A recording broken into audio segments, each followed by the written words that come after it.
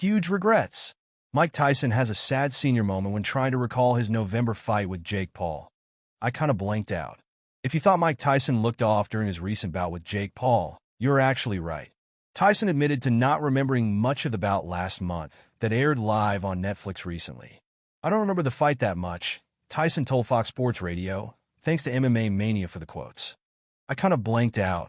The first round, and Jake is doing some kind of pretending to bow. And that's the last thing I remember. Tyson lost the bout in his return to the boxing ring via decision to Paul.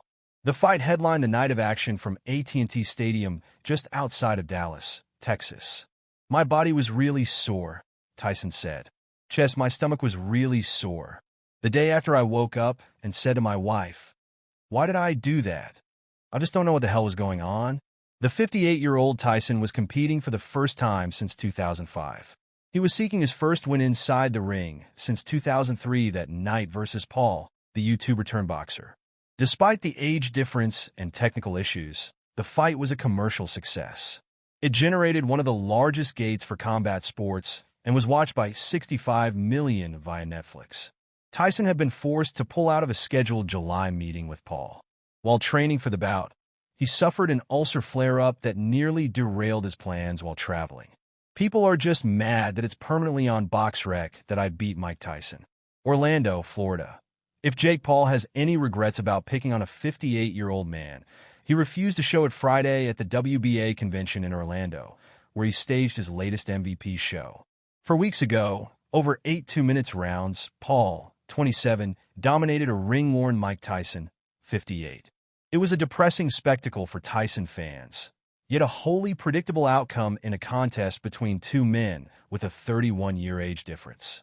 The event drew huge numbers on Netflix, with 100 million homes reportedly tuning in to watch the former world heavyweight champion dutifully take his licks. Those who staged and commissioned the contest, as well as Paul himself, have subsequently been criticized for the beatdown of a man closing in on his 60th year. Paul, however, has not been listening to any negative feedback.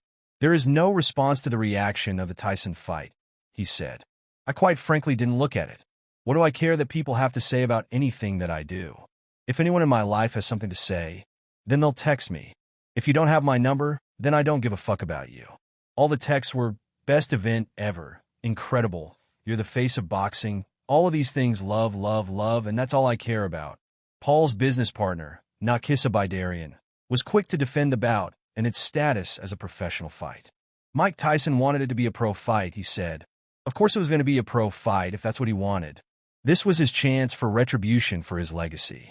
When he fought the last time in a professional fight, versus Kevin McBride in 2005, he sat on his stool and didn't get back up. He decided to make this a pro fight, and Jake said, "Yeah, if that's what he wants to do." He said he wanted 2-minute rounds, so he had more stamina. Jake said, "No problem." He said he wanted 8 rounds instead of 10 rounds. Jake said there was no problem. "There are no regrets at all. We put on the biggest moment for boxing in the past 30 years. Paul then quipped, "People are just mad that it's permanently on BoxRec that I beat Mike Tyson." The contest and its outcome resulted in an astonishing amount of elite fighters, ranging from Daniel Dubois to Gervonta Davis to Artur Beterbiev, putting their names forward to fight Paul next. He insists he is never the one doing the calling, however, and he only speaks about anyone when asked to do so in interviews. "That's the landscape we're in. Everyone just trying to talk shit and peacock jockey for their position," he said. "Beyond all the shit talk, I don't want to create a back and forth of nonsense, but I have the biggest fight in boxing history. The numbers tell the truth of that, so people can say whatever they want. So let me see someone with more numbers, then we can talk."